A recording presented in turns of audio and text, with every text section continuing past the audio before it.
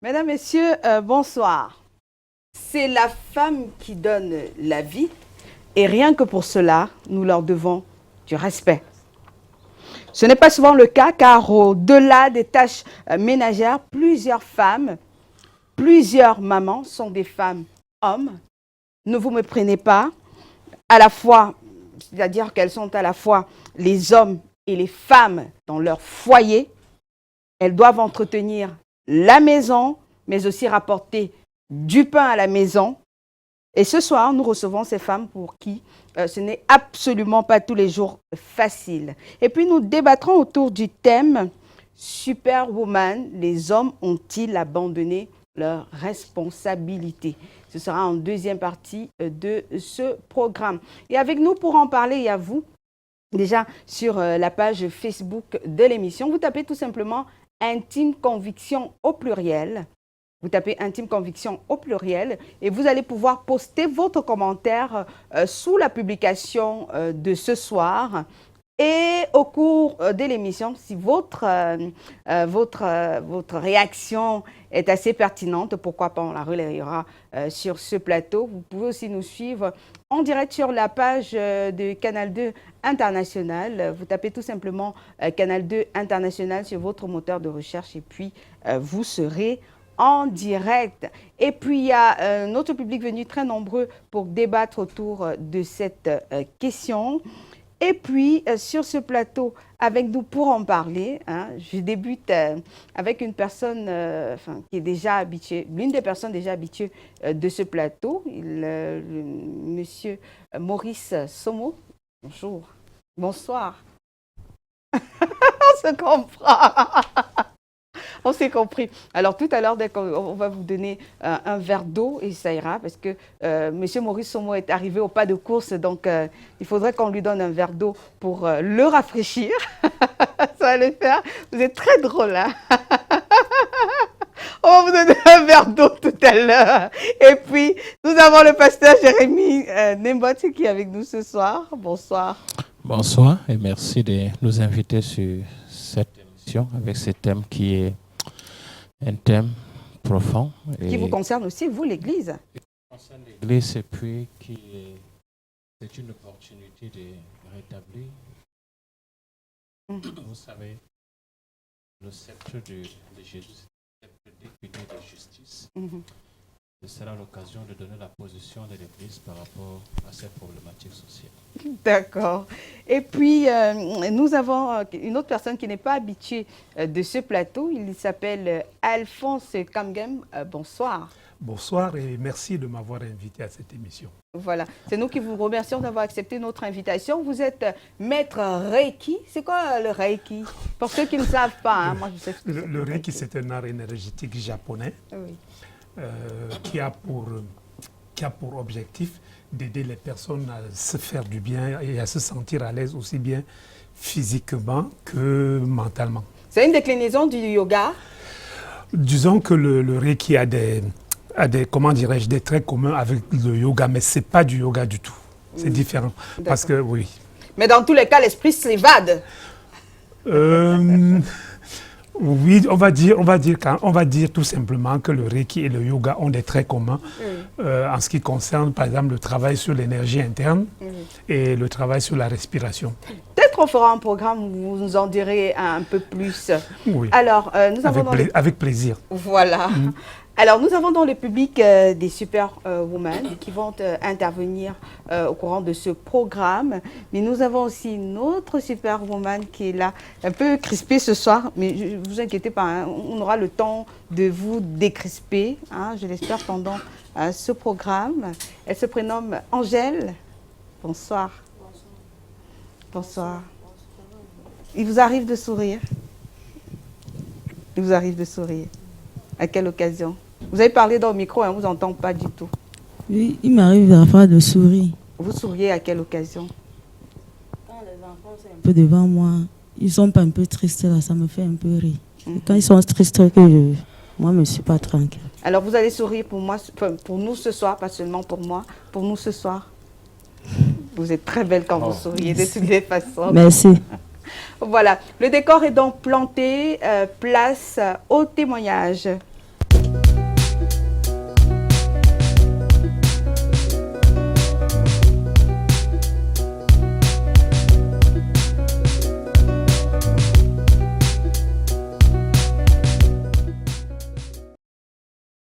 Alors, on débute avec vous. Angèle, peut-être vous allez retourner un peu de façon à me regarder moi. Voilà, voilà. Alors, Angèle,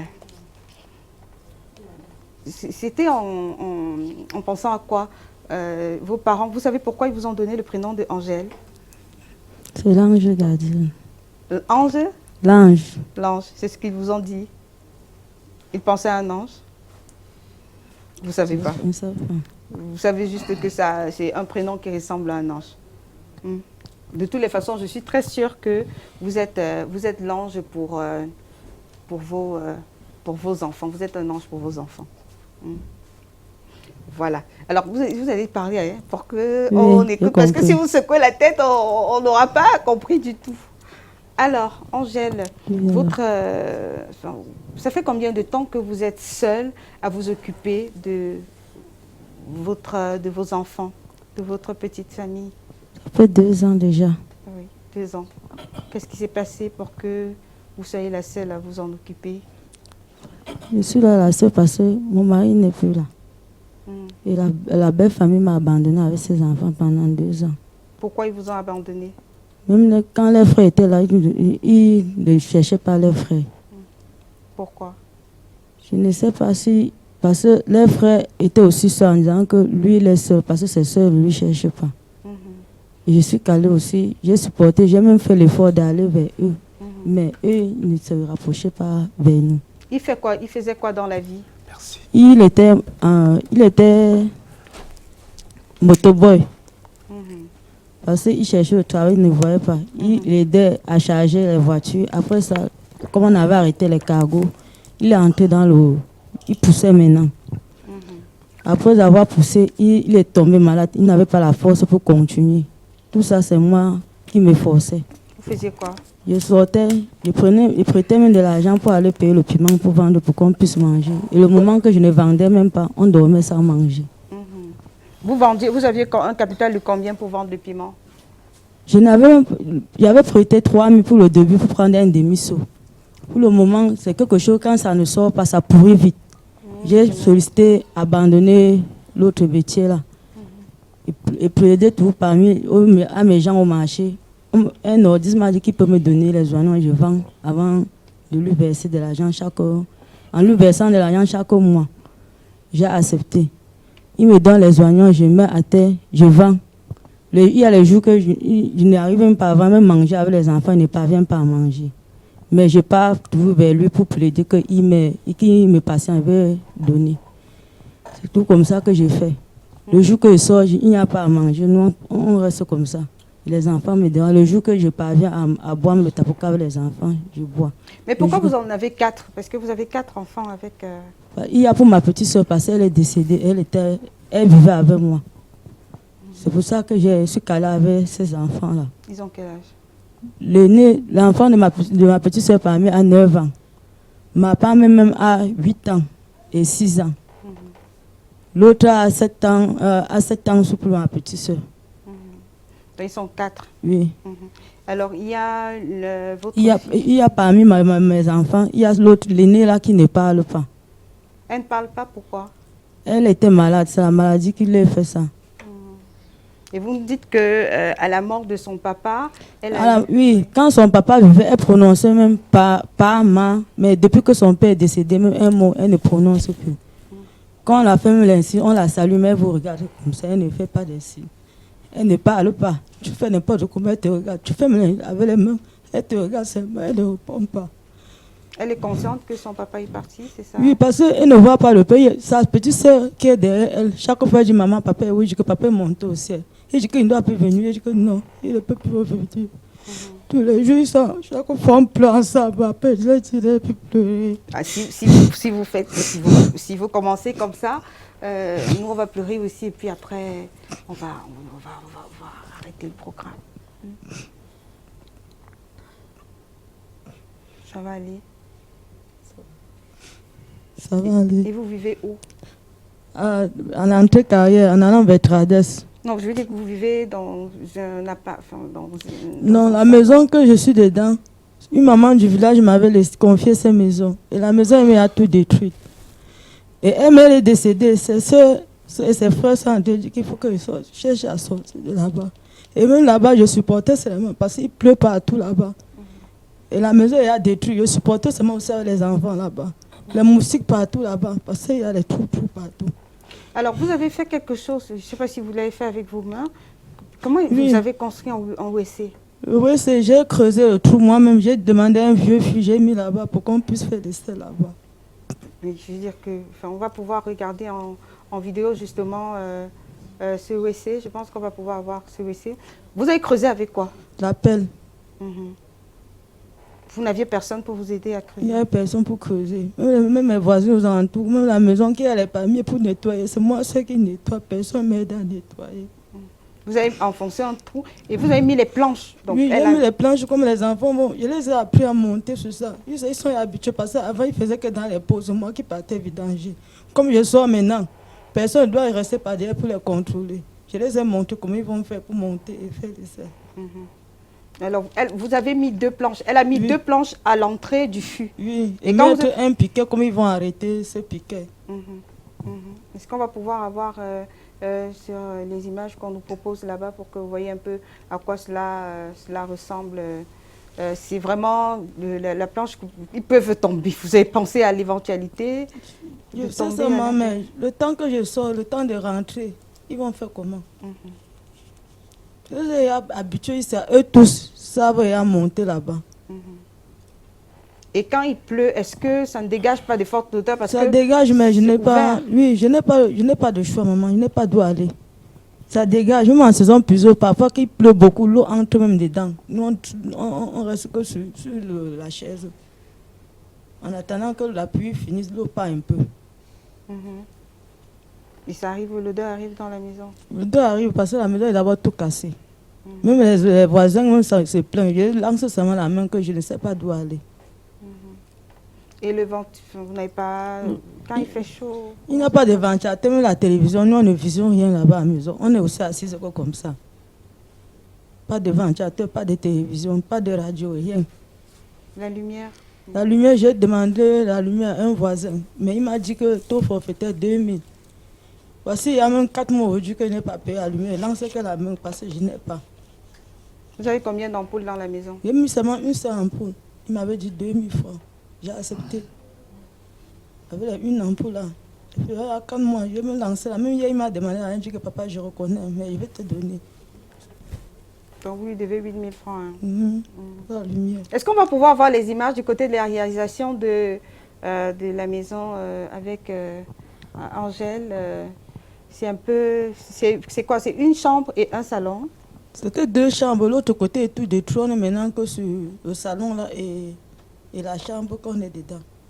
L'autre côté de l'autre chambre est tout cassé. Juste j'ai seulement mis les habits pour fermer l'endroit là. Et les enfants, la nuit, ils ont peur. Ça se passe comment? Je veux dire que comme la maison est ouverte d'un côté, comment ça se passe? La nuit, on fait notre prière, on se couche, on dort. Le matin, je les réveille, je les lave, je les habille. Ils vous posent souvent des questions? Ils me posent la question quel est père où. Je dis que le père est parti aussi. Chaque fois qu'elle te parle, tu ne comprends pas. Tous ceux qui parlent trop là. Et ceux qui ne parlent pas, qui me regardent aussi comme ça. Elle commence à pleurer. Nous, on commence aussi à mettre les larmes au sol. C'est tout la plus petite qui pose la question, papa est où? C'est comment? Je dis que papa est parti. Papa ne doit plus revenir.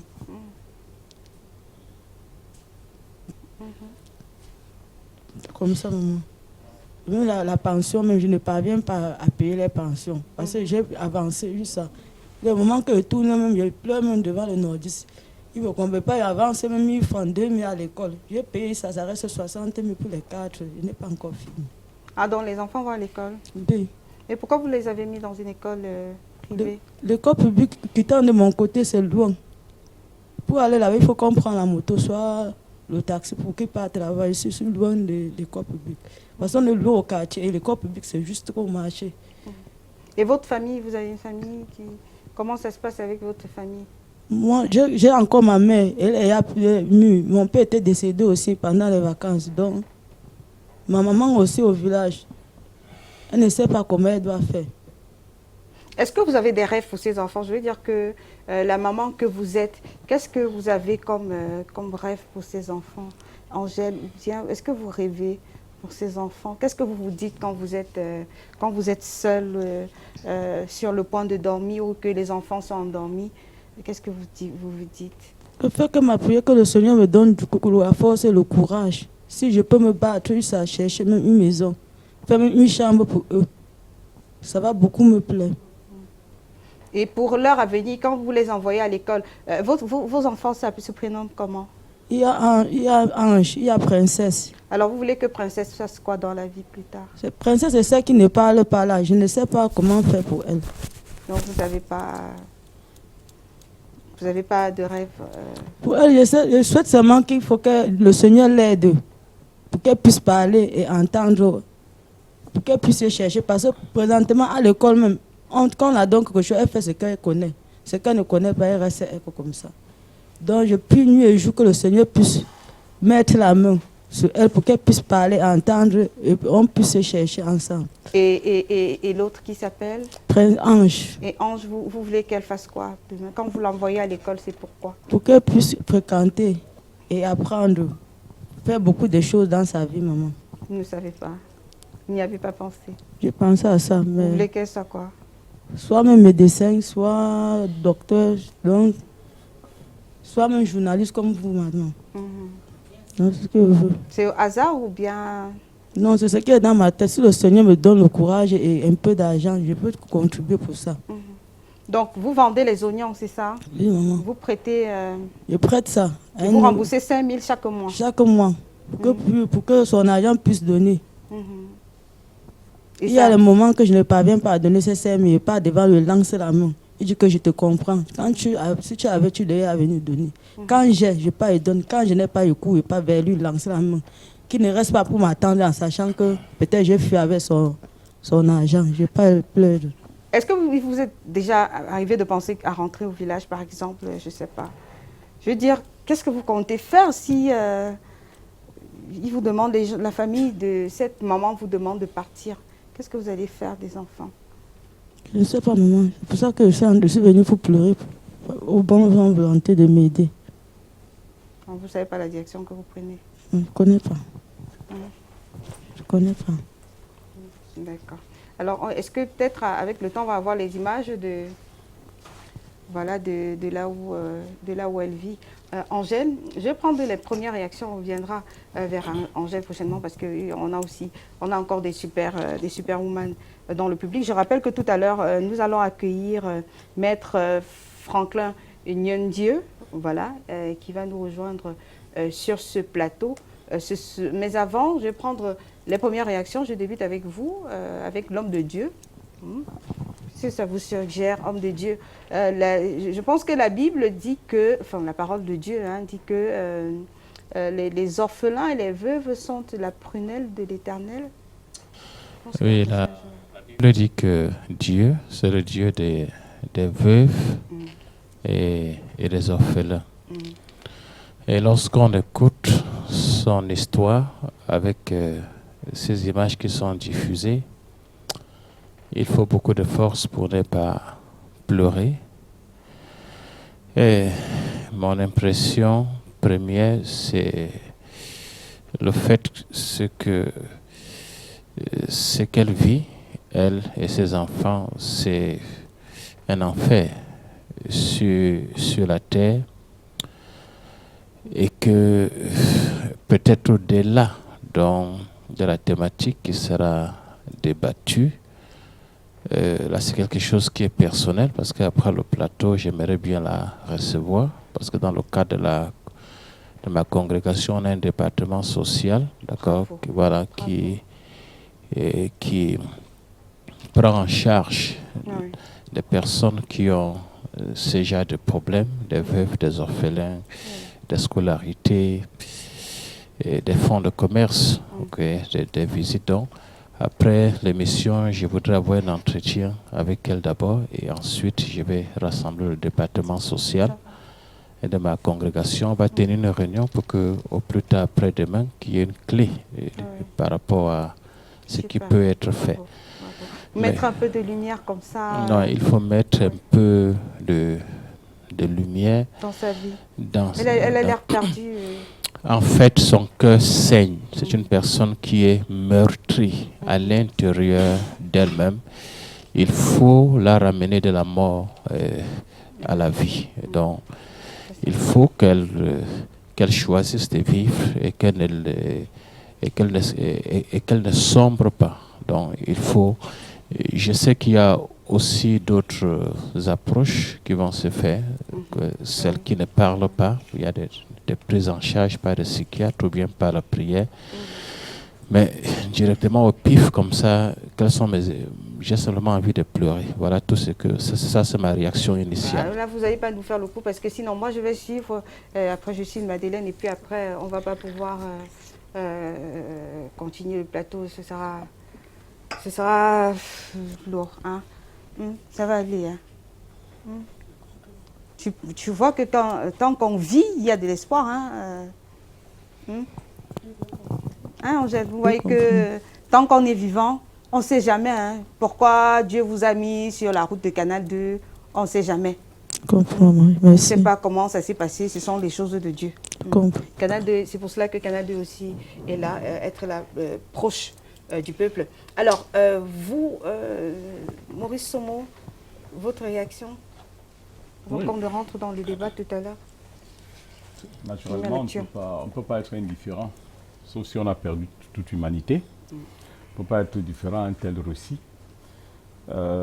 où tout se conjugue autour d'un concept, la misérabilité, l'indigence, et immédiatement on a envie de se poser la question, où sont les hommes? Où est l'humanité? Un homme avec grand H. Hein? Oui. Est-ce que nous sommes toujours dans le cadre d'une société humaine? C'est-à-dire qu'on est des personnes, qui plus est des enfants, qui vivent dans un tel état d'indigence, alors qu'il y en a qui vivent dans une opulence démesurée, sans que quelque part il n'y ait l'attention de personne, que l'attention de personne ne soit attirée par quoi que ce soit. Je crois que c'est aussi la faute à une société mal structurée au niveau de l'information et de la prise en charge des personnes les plus défavorisées. Je parie qu'au sortir de cette émission, il y en a qui ne sont même pas, déjà au départ, il y en a même qui ne sont pas au courant qu'une telle situation existe. C'est vrai. Maintenant, il n'y a pas suffisamment de structures de relais en termes d'ONG qui en réalité devraient aller partout dans les quartiers, dénicher de telles situations, les mettre au vu et au-dessus de tout le monde. Le centre social de York le fait déjà, hein. Aller de maison en maison avec Agni. Je dis, ça se fait. On devrait multiplier. Ça se fait, mais à quelle échelle? Il faut le savoir. Donc, la preuve, c'est qu'elle est là. Elle est là depuis assez longtemps déjà. Et voilà qu'il n'y a personne qui soit au courant. Donc, la réaction, tout expert que je peux être sur quelque domaine que ce soit, en tant qu'être humain, je sors de ma peau de quoi que ce soit pour devenir un être humain et me dire, vraiment, j'ai mal. J'ai mal au récit de cette femme et j'ai envie de me poser la question de savoir, comme le pasteur l'a fait, qu'est-ce que moi, en tant qu'être humain, je peux le faire. Elle a posé le problème d'un enfant qui lui fait particulièrement mal, c'est cet enfant qui ne parle pas. Et dans son récit, elle dit bien qu'à un moment donné, cet enfant a balbutié les papas, les mamans. Après le décès de son père, c'est fini la parole, la fonction sémiotique, parce que c'est d'elle qu'il s'agit, la fonction sémiotique, c'est bloqué. Alors, si à un moment donné, elle a fonctionné, elle s'est bloquée, c'est sûrement que quelque part, il y a des traumatismes d'ordre psychologique liés probablement au décès de son père qui a fini de l'enfoncer. Et donc, c'est un enfant pour lequel il faut très rapidement développer une prise en charge. C'est-à-dire que s'il est établi qu'elle ne pourra plus jamais parler, dans ce cas, on établit comme tel, il y a des structures spécialisées pour l'éducation de tel enfant. Mais il y a encore un moyen de stimuler les fonctions ou ce qui en reste pour qu'elle puisse retrouver la parole, même de façon partielle. En ce moment, nous autres, dans notre qualification, on pourra regarder ça de très près. On va intervenir, on fera tout ce que nous ferons tout ce que nous pourrons. Dans ce sens-là. Dans ce sens, pour aider la petite à s'insérer au moins socialement. Voilà. Alors, Alphonse Kangem, Oui, ce que Madame a dit, c'est vraiment poignant. C'est très poignant et je situe ça à 3 niveaux. Il y a la souffrance, il y a le désespoir. C'est quelque chose qui me parle. J'ai vu la souffrance dans ma vie, je connais ce qu'on appelle donc quand elle s'exprime. vous ou bien vous avez vu des gens qui souffraient? Je préfère ne pas parler de moi et dire que j'ai vu des gens qui souffraient. Voilà.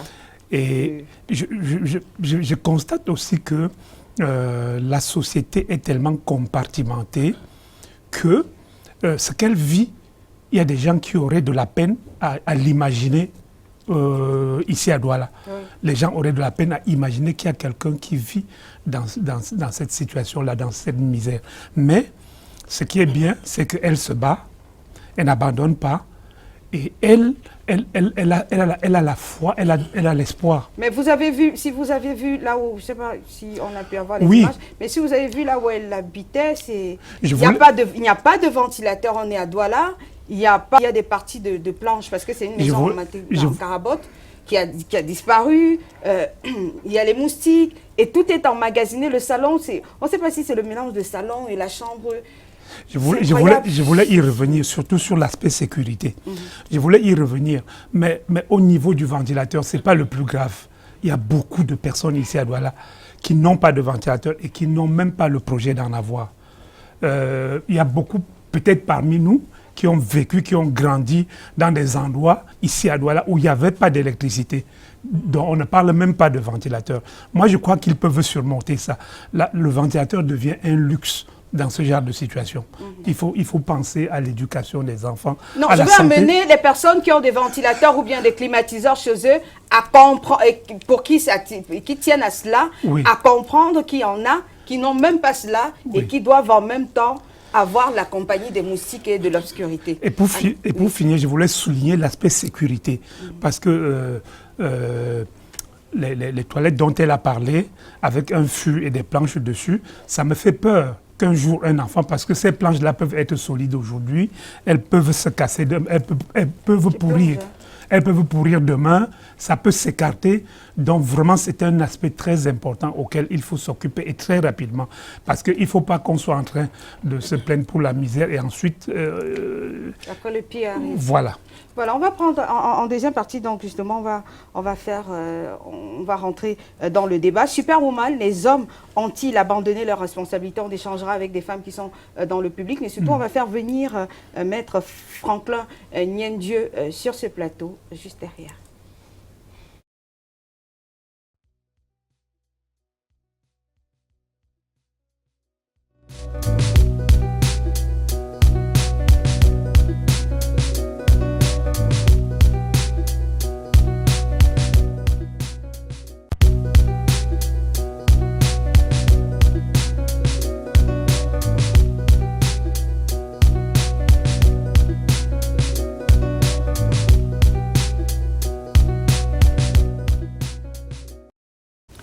De retour sur ce plateau, Superwoman, les hommes ont-ils abandonné leurs responsabilités? Nous recevons donc Maître Franklin Nyendieu.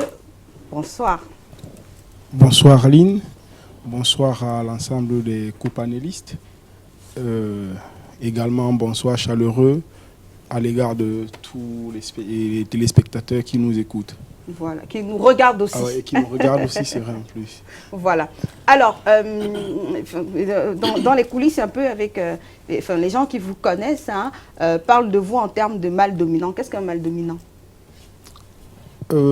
Mal dominant, je ne sais pas qui m'a qualifié comme ça, mais... je vous dirai à la fin. Voilà, mais de toutes les façons, après le récit que je viens d'entendre, le débat autour de mal dominant consisterait, à mon sens, à montrer sa capacité à se mettre au service des autres.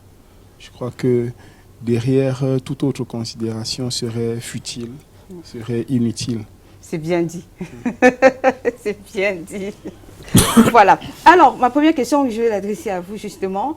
Quand on parle de Superwoman, la Superwoman, entendez la femme qui doit à la fois s'occuper des tâches à la maison, s'occuper des enfants, mais en même temps rapporter du pain à la maison, hein? Est-ce que c'est un aveu d'échec de la part des hommes? Est-ce que c'est la preuve que les hommes ont fui leurs responsabilités? Pour autant que la question soit pertinente, Aline, tu me permettras en 20 secondes de me questionner sur ce qu'on a entendu quand même du récit de Angèle. J'ai envie de dire, comment pouvons-nous continuer d'exhiber autant de bien-être et de richesse à côté de malheur et de pauvreté aussi profondes? Comment notre humanité a-t-elle pu disparaître au point où nous réussissions à dormir sur les deux oreilles et ne pas entendre le cri de détresse de familles comme celle-là qui côtoient la mort au quotidien? Je crois que, et là je rejoins Le sociologue a dit. oui, le sociologue, sur comment avons-nous pu nous déshumaniser autant? Il Oui. nous dira tout à l'heure. Comment qu'est-ce qui s'est passé? Je crois Il va qu'il nous est dire important de tout se à l'heure. questionner dessus, parce que malgré tout, à côté de cette dame, il vit des gens Oui, oui, oui, bien sûr. qui sont dans la fleur de l'âge et qui pourraient l'aider à creuser quelque chose de plus solide, qui pourraient acheter quelques sacs de ciment et faire quelque chose de convenable, d'à peu près convenable pour cette famille. Donc, voilà, pas besoin d'aller chercher très loin.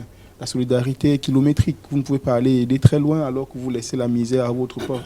Je crois que c'est une interpellation à la réflexion. Des gens autour Oui, d'elle, oui, même oui, des voisins. oui, vraiment, vraiment, vraiment. Et puis, beaucoup plus loin. Bien, alors, sur la question stricto sensu qui m'a été adressée, je voudrais dire que je ne pose pas la question dans un rapport, pour moi. La question ne se pose pas de façon conflictuelle par rapport à l'homme. Je crois qu'elle se pose de façon plus globale dans notre société. La femme est devenue une superwoman. Ça, il ne faut pas, à mon sens, réfléchir par rapport à l'homme. C'est par rapport à une société qui a évolué, qui a connu des mutations. Moi, ma question, c'est est-ce que c'est un aveu que les hommes ont échoué? Non, pas forcément. C'est simplement que la société a évolué et que les gens ne se sont pas adaptés. Ah, vous trouvez que la société a évolué quand les femmes sont travaillées et qu'elles doivent rapporter le pain du pain à la maison? À aucun moment, ça n'était interdit.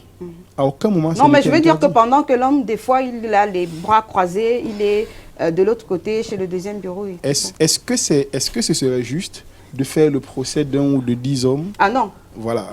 Donc, je ne fais pas le procès. Je choisis de ne pas penser que tous les hommes sont au deuxième bureau quand on souffre chez eux. D'accord, de me vous dire avez c'est choisi. un fait social. D'accord.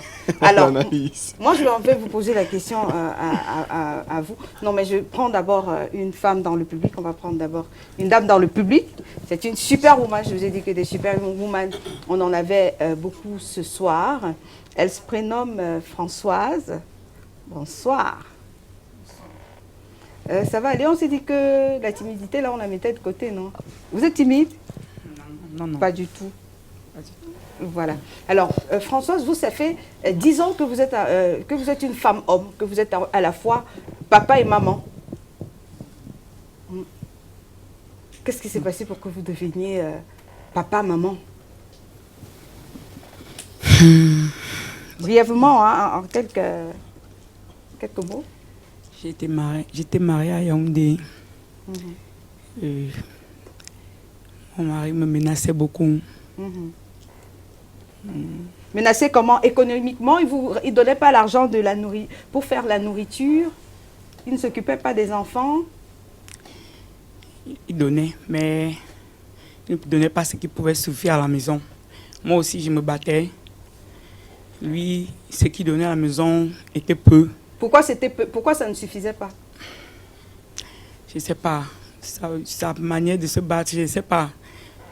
Nous étions à la maison, il n'y avait que sa mère, ses soeurs et mes 3 enfants. Il m'a donné 1500.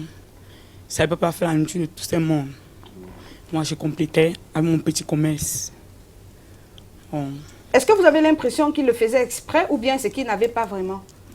Je ne sais pas, il faisait son petit commerce, il vendait les babouches. Bon, dans ces babouches, je ne sais pas si c'est que c'est lui qui négligeait seulement ou... C'est pas qu'il n'avait pas avant de ne pas donner, mais ça, il négligeait quoi. Ses frères ont demandé de changer de métier. S'il ne peut pas tenir dans l'autre, là, il peut changer de métier. Il ne l'a pas fait. Moi, donc, dans mon petit commerce, j'ai essayé de me battre pour qu'on essaie de joindre les deux bouts. Il m'a nué tellement. Et qui s'occupait des enfants à la maison? Dis bien, quand il venait donner son petit peu. Non, je veux dire, il s'occupait de laver les enfants, laver le sol, laver les assiettes, la lessive. C'est moi. Il se vendait juste à côté de la maison. C'était pas donc vous vous occupiez du ménage, vous occupiez des enfants et vous apportiez le pain à la maison. Oui. Donc, il était quelqu'un de difficile à vivre. Quand il m'a tellement menacé avec les enfants, il y avait des temps qui sortaient souvent les menaces qu'il va me découper à la maison, des choses effrayantes. J'ai décidé donc de quitter, puisque moi j'ai plus de parents, et quitter la ville de Yaoundé, partir avec les enfants, de venir ici à Douala. Puis en restant à Yaoundé, pour un jour, peut-être prendre mon enfant pour m'ennuyer, dit qu'il n'a pas un enfant, il dit que l'enfant est perdu pour m'ennuyer aussi. J'ai ramené mes 3 enfants ici à Douala. J'ai habité chez l'un de mes frères et quitté chez lui pour aller louer à Dobassi avec les enfants. De Dobassi, alors, une famille m'a offert la maison à Espoir. Et là, ça n'a pas marché, ils n'avaient pas l'entente de la famille. Ils ont décidé que je dois louer l'endroit. J'ai aussi accepté puisque j'ai fait mon petit commerce là devant. Maintenant, quand je faisais de commerce, mon commerce se donnait bien. Au fur et à mesure, les enfants grandissent. Dans ce commerce, il faut que je dois payer la maison. Il faut que je dois nourrir les enfants. Les enfants évoluent aussi à l'école. Ils ne sont plus encore à l'école primaire, d'autres sont au collège. La dernière fait classe 5. Il faut payer le coût. Tout. Et je n'ai pas un capital. Il faut organiser tout le monde à la maison. Il faut organiser. Les enfants, alors, ils doivent travailler très dur pour nous essayons aussi de joindre les deux bouts. Est-ce que les enfants sont conscients des efforts que vous faites? Ils sont conscients, mais ils ne sont pas... Oui, puisque quand on va en conseil, ils sont là. Parfois, l'autre sait, il ne me regarde même pas, il ne prend pas l'argent là-bas. L'autre sait là-bas. S'il a même pris l'argent, il peut oublier même qu'il a pris l'argent. Et l'autre vient de donner le faux bien, il ne regarde pas. Un peu comme ça me ramène toujours derrière. Ils ont quel âge? L'aîné a 17 ans. Le deuxième a 15 ans. Et il est même malade. Il me dit aussi peut-être que c'est les travaux durs qu'il exerce là qui lui ont donné ce mal-là. Puis c'est dernièrement, il était à l'hôpital. On nous a baladé dans 3 hôpitaux avec des costauds examens. Quand il tousse là, il vomit le sang. Non. Et j'ai aussi dit que peut-être c'est aussi les travaux là, peut-être que ça... J'ai dû me laisser comme ça, qu'il ne faut plus qu'il travaille à la maison. Bon, il peut nous aider à se balader de boulot pour servir ma pour. Mais est-ce que vous avez... Oui, puisque j'ai un petit bar à la maison. J'ai une alimentation bar à la maison. Il y a des temps que je vois la fiance. Je les envoie à 22h chez le livreur parce que mon livreur habite à la maison. Je peux venir n'importe quelle heure te demander la boisson, il te donne. L'enfant vit lui seul, celui-là même qui est malade, ils sont poussés pendant que son frère est là en train de donner un coup de main avec ma soeur. Il va à 22h30, il pousse comme ça, une colline, loin là-bas à la carrière. Il est venu chez nous, oui, à l'Espoir. Il quitte la carrière, il pousse la nuit à 22h30 jusqu'à la maison. Maintenant, il continue à vendre. Si peut-être une veillée au quartier, on pourra vendre ça jusqu'à l'aube, avant que le matin il parte à l'école. Si peut-être il y a quelqu'un parmi qui va composer, il ne peut, je ne sais pas quoi il va écrire, puisqu'il n'a même pas lu. Si nous ne nous réunissons pas, on ne peut pas. Vous avez fait combien de filles, combien de garçons? 2 garçons et une fille. La dernière, c'est la fille? Et oui, elle a 9 ans. Oui. Et vous avez des fois appelé le papa pour leur dire? Oui, il est là à Yaoundé, il est chez Vous lui avez dit des fois que c'est dur? Tu l'appelles, lui il dit que j'avais choisi de partir avec les enfants, je dois les regarder. Et même sa fille, ça m'a connaît que lui, c'est quelqu'un de difficile, puisqu'on est dans la maison ensemble avec ses soeurs, il est dedans seul, personne ne peut rester avec lui, puis c'est difficile. J'ai cru que peut-être quand le mariage est difficile, au moins la famille voit comment leur frère pourra donner un coup de main à la femme. Ils ne le font pas. Plusieurs femmes, avant de quitter même là, je suis allé chez eux, me plaindre, rester avec eux. Quand ils rentrent, ils disent que dès que tu quittes ma famille, tu reviens, tu seras avec moi. Donc, il ne pourra jamais changer. Donc, quand c'est dur, vous ne pouvez pas faire appel à lui. Ils ne peuvent pas faire un effort, puisque mon garçon, oui. l'aîné fait second lycée. Sa pension, c'est dans les 100 quelque chose de mille.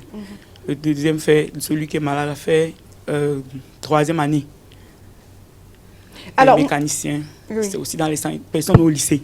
Tous sont dans des collèges, puisque le lycée est un peu éloigné. Le lycée même, enfin, ils ont commencé aussi dans les collèges là-bas, au quartier.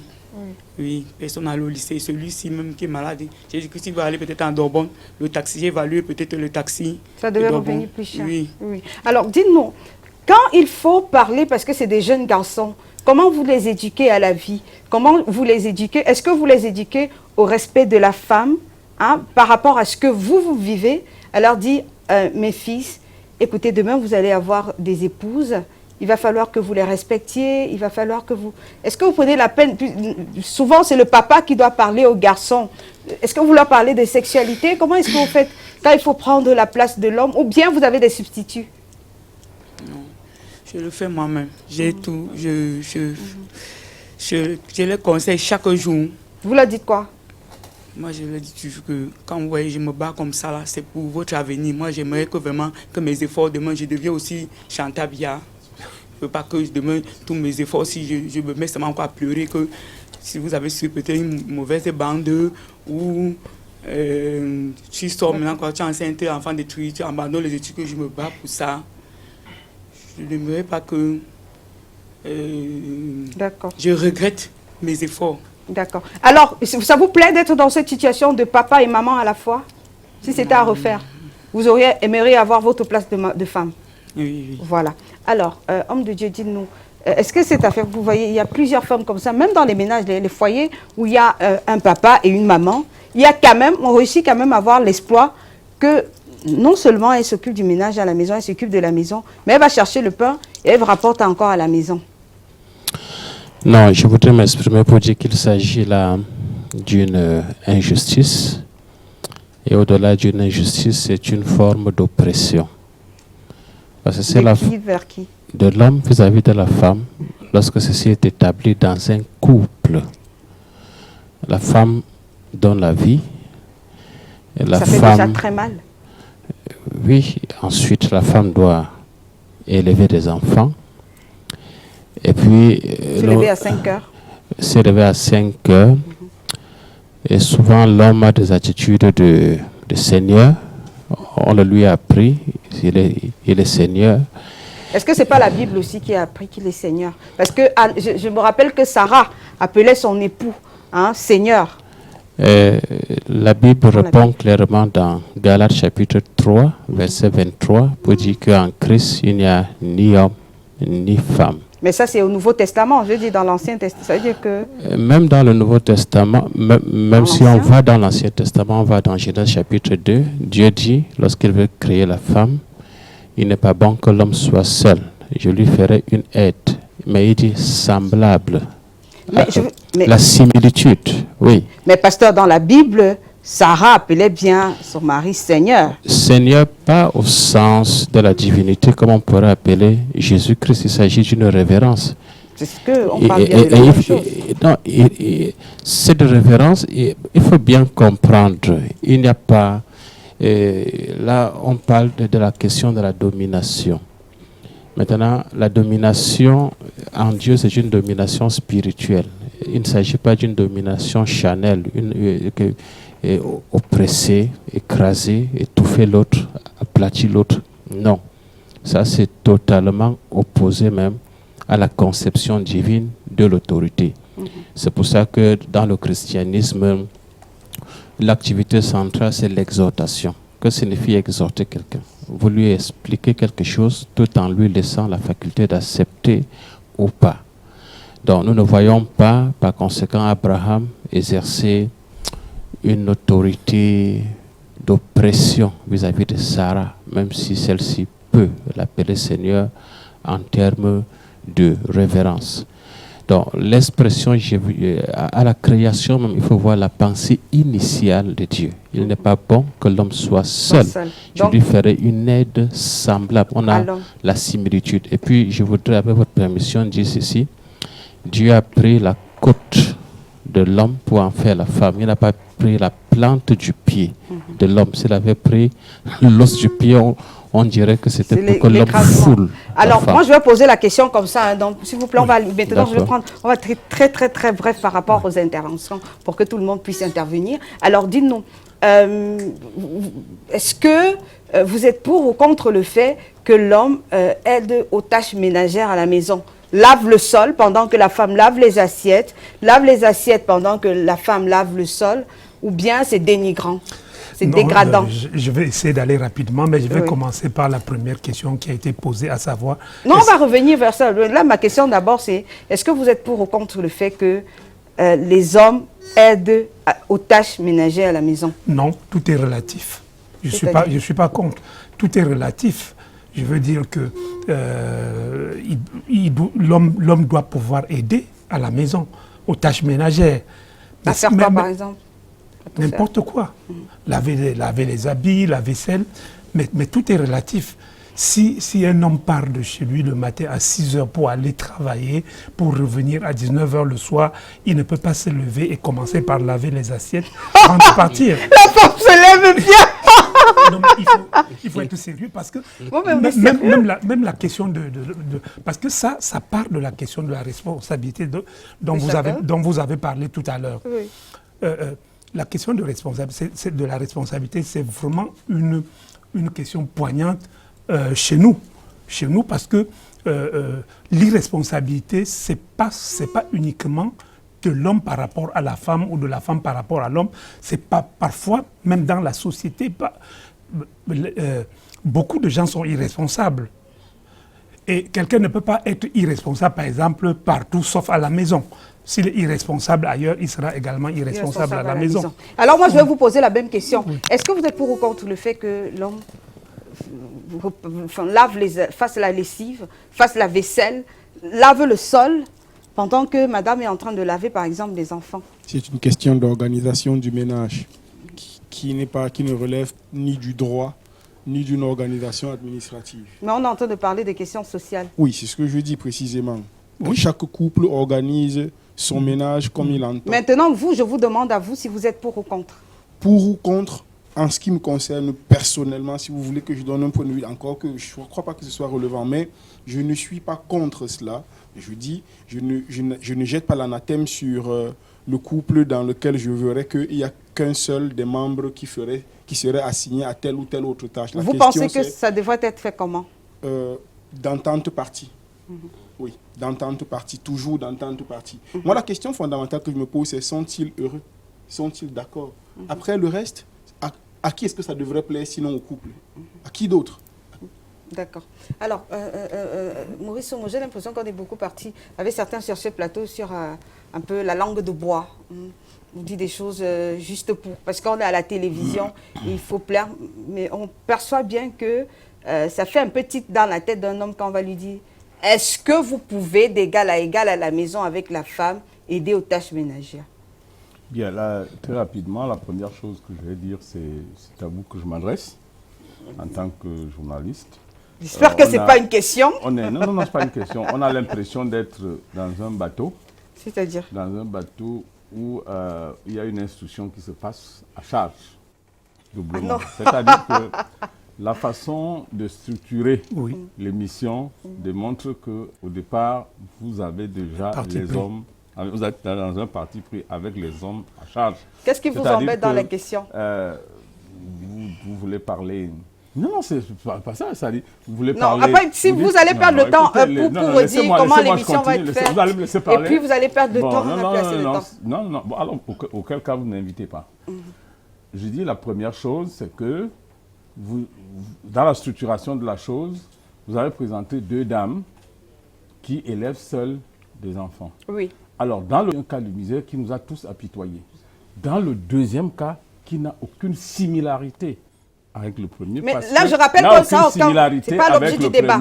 Parce que, tout simplement, dans le deuxième cas, le géniteur de ces enfants est toujours vivant et qu'on ne peut pas, dans ce cas, penser que c'est un cas d'indigence ou de quoi que ce soit. Il y a ici une fuite de responsabilité d'un parent qui est le père et qui abandonne ses enfants et qu'on peut suivre même du point de vue du droit. C'est quelqu'un qui doit le faire. Tandis que dans le premier cas, c'est un cas qui mérite d'être pris en charge par le corps, l'ensemble du corps social tout à fait. devrait la prendre en charge. Quand je parle du mot en charge, c'est que dans le deuxième cas, la dame dit exactement pourquoi elle a quitté son ménage et qu'elle s'est retrouvée dans cette situation. Maintenant, pour qu'on ait un avis suffisant, il faudrait peut-être donner la parole à celui qui est son homme, qui vient nous dire qu'exactement ce qu'elle déclare, c'est vrai. Et pour sortir du débat, vous avez demandé si nous, dans le plateau, on était pour Attendez, je vais revenir vers cela, Maurice, Maurice Omo. Je rappelle que vous pouvez réagir sur la page de l'émission, tout simplement, en tapant sur votre moteur de recherche Intime Conviction au pluriel. Et vous avez donc la possibilité de poster votre commentaire. Alors, il y a Esso Bomboy qui nous dit les superwomen, je les vois souvent dans les fermes et villages. Elles prennent presque les mêmes risques que les hommes.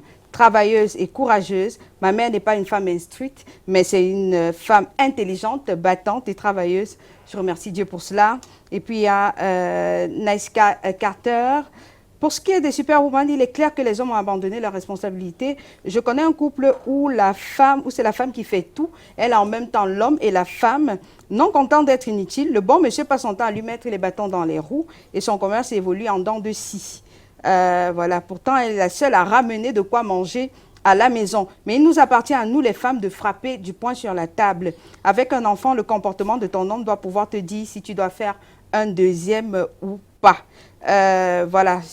Bon, tu vis avec un homme qui ne rationne pas, mais qui t'enceinte. Je dis non, la femme doit apprendre à penser un peu à elle et à ce qu'elle peut supporter ou pas. Si je dois tout faire, alors je n'ai plus besoin de l'homme, autant mieux rester seule. Courage à toutes celles qui subissent cela. Il y a Maître Ghislain Zani, Acero. Les femmes sont de plus en plus dynamiques et soucieuses de problèmes de notre cité. Chapeau à elles. Et que cela continue. Nous, en tant qu'hommes conscients, nous prendrons la responsabilité de vous soutenir, de vous encourager dans cette mission qui est à saluer. Maître Ghislain Zani, du côté de Chang. Alors, moi, je vais poser la question à un homme dans le public, le monsieur juste à côté de la dame en noir, juste à côté de Françoise. Alors, vous vous appelez comment? Jules Roger Fembière. Jules Roger. Alors, dites-nous, quand vous entendez Superwoman, qu'est-ce que vous entendez par Superwoman, vous? Une femme forte de caractère, abandonnant elle-même, qui se bat pour la suivi de ses enfants. Oui. Alors, est-ce que c'est selon vous ou pas, qui fabrique la superwoman? Est-ce que ce sont les hommes? C'est la fuite en avant des hommes ou bien c'est que la société a évolué? C'est une crise sociale. Ah, pour vous, c'est une crise?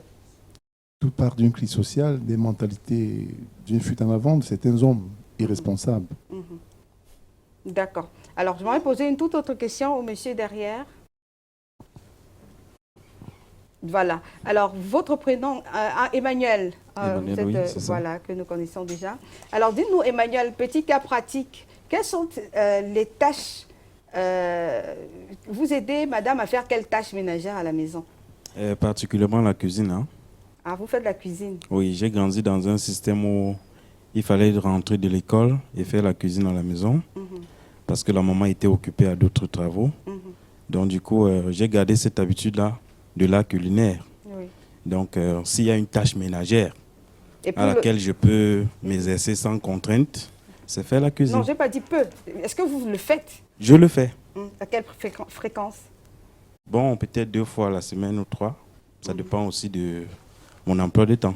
Vous faites quel bain, par exemple? Tout. Ah, le nkui? Oh, surtout pas.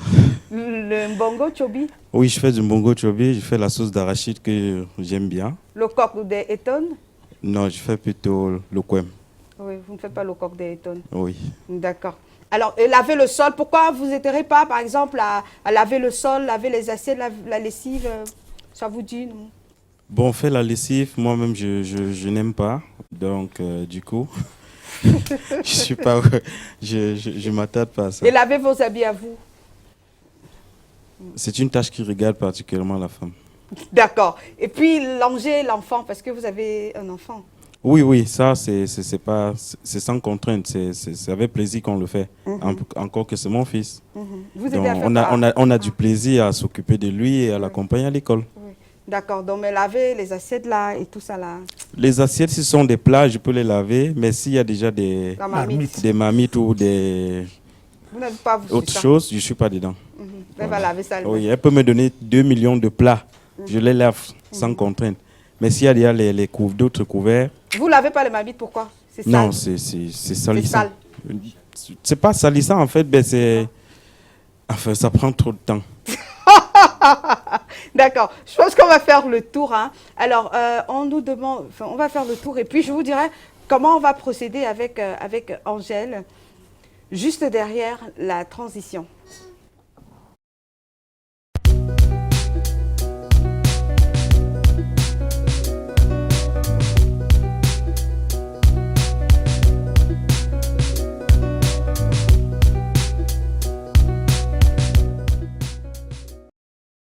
Alors, on va, vous déjà, Maurice Somo, hein, nous sommes en train de sortir de ce sujet.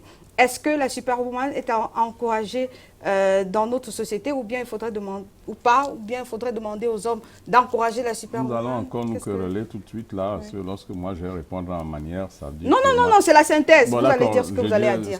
Ce que j'ai à dire, c'est que la notion de superwoman, entre guillemets, me fait penser à la notion de superman. Bon, alors, je suis en train de me poser la question de savoir pourquoi des hommes dans notre société, ils sont nombreux à s'occuper de tout dans des maisons et avec des femmes qui sont des consommatrices passives des denrées économiques que produisent des hommes à l'intérieur des ménages. Il n'y a pas un débat autour de la question de Superman.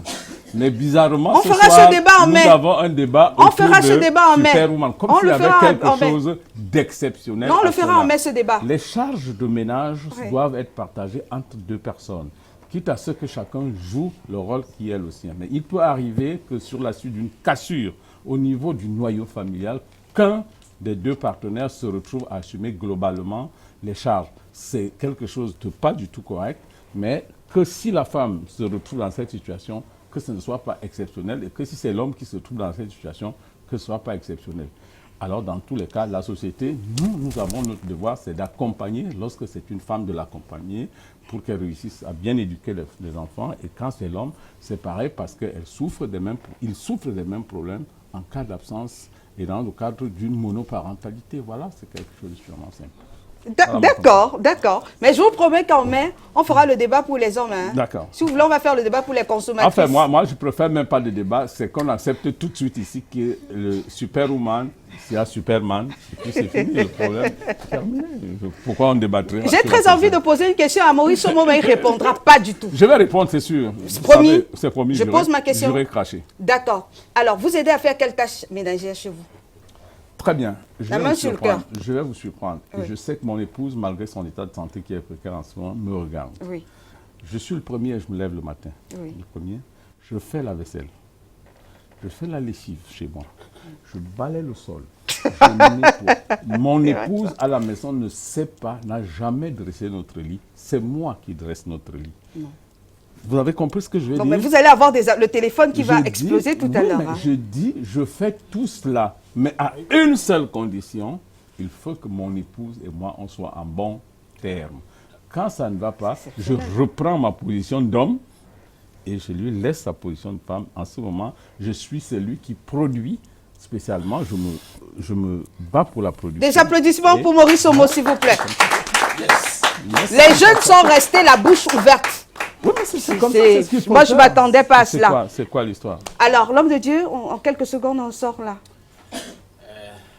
Il faut reconnaître qu'il y a des pesanteurs culturelles ancestrales africaines qui incite l'homme à être de temps à autre irresponsable. Je prends un exemple. Lorsqu'un enfant pleure, l'homme a tendance à dire amenez-le chez sa mère. Alors, c'est une réalité qu'il faut noter. Maintenant, là, on est en train de sortir. Hein. Doit-on pour cela stigmatiser les hommes en général en disant échec global et triomphe de la superwoman? Moi, je dis non. Mais je reconnais qu'il y a une tendance forte de certains hommes à se reposer pendant que les femmes sont au four et au moulin. Vivement que ceux-là soient responsables désormais. Oui, oui. Alors, Alphonse Camden. Oui, je vais essayer d'aller très vite. J'ai l'impression que tout à l'heure, là, on parle comme si on opposait un avant et un maintenant. C'est-à-dire qu'avant, les hommes étaient meilleurs que ceux d'aujourd'hui. Alors, je ne sais pas. Moi j'ai grandi dans mon village. Et dans mon village, si on parle de superwoman, c'est que nos mamans étaient des superwomen. Oui, parce qu'elles travaillaient, elles allaient au marché, elles cultivaient et tout. Donc je vais très, très, très vite. Mais il faut aussi savoir que maintenant, il ne faut pas confondre le particulier et le général, parce que je ne pense pas que tous les hommes ont démissionné de leurs responsabilités. Nous vivons quand même dans une société où on voit beaucoup d'hommes s'occuper de leurs affaires familiales tranquillement. Les femmes aussi. Alors, vous. Oui. Je crois hélas que le temps ne nous a pas permis d'aborder ce sujet avec la profondeur qu'il mériterait. Oui. Il faut cependant relever que la question, à mon sens, ne se pose pas dans la dichotomie homme contre femme. Elle se pose dans la capacité d'une société à se structurer, à prendre en compte les contingences et l'ensemble des réalités qui gravitent là autour des couples pour créer non pas un système de droit, non pas un système hiérarchique, mais un système d'organisation du ménage tel qu'on aboutisse à quelque chose d'harmonieux. Voilà. À mon sens, vous prenez beaucoup l'harmonie. C'est ça. Parce que Maurice a dit quelque chose tout à l'heure. Moi, ce que j'ai apprécié, c'est la façon dont Maurice a réussi à te mettre dans son bateau facilement. C'est-à-dire qu'il a réussi avec une justesse, une maestria terrible. Parce qu'il a dit, je fais ci, je fais ça. Oui. Il a énuméré très bien et il a fini par dire, je suis quand même le mâle dominant qui change d'avis quand il veut, dès qu'il n'est pas satisfait. Et on a applaudi pour lui pour ça. Donc Maurice, vraiment merci d'avoir réglé la question de façon extrêmement subtile. Alors, moi je vais rapidement, dans le public avant, je vais dire quelque chose. Maurice Somo, vous avez beaucoup de chance. Madame Somo, si vous nous regardez, vous avez beaucoup de chance d'avoir Maurice Somo comme époux, je vous assure. Un homme comme lui, ça ne court pas les rues. Alors, je vais dire comme mathématiques de petits pays, tenez-le bien. Parce que quand les femmes vont écouter qu'il y a ce style d'homme qui existe encore de nos jours... Je ne savais pas que vous aviez autant de peine à laver les habits. Non, pas forcément. Pas forcément. Alors, il y a beaucoup de personnes qui ont demandé pour le cas d'Angèle, comment est-ce que vous pourrez faire pour l'accompagner. Alors, ce que vous allez pouvoir faire, vous tapez tout simplement Intime Conviction au pluriel, vous rentrez dans la messagerie de l'émission et puis nous allons vous donner la démarche à suivre. Donc, si vous nous suivez, si vous nous suivez sur Facebook en direct sur Canal 2 International, rentrez dans la messagerie de l'émission Intime Conviction au pluriel et puis vous nous demandez la démarche à suivre. Nous allons vous dire comment rentrer en contact avec Angèle, à qui on va souhaiter beaucoup de courage. Hein. Et on va lui dire que tant qu'il y a de la vie, il y a de l'espoir. Vous êtes une femme, donc par essence, vous êtes quelqu'un de fort. Si vous avez réussi à mettre au monde des enfants, hein, sachez que vous n'êtes pas le sexe faible, hein, vous êtes le sexe fort, Angèle. Rien que pour cela, c'est juste pour vous donner un peu de positivité ce soir. Pour aujourd'hui, c'est terminé. On va se retrouver lundi prochain quand il sera 21h30 pour une autre édition. Bonsoir.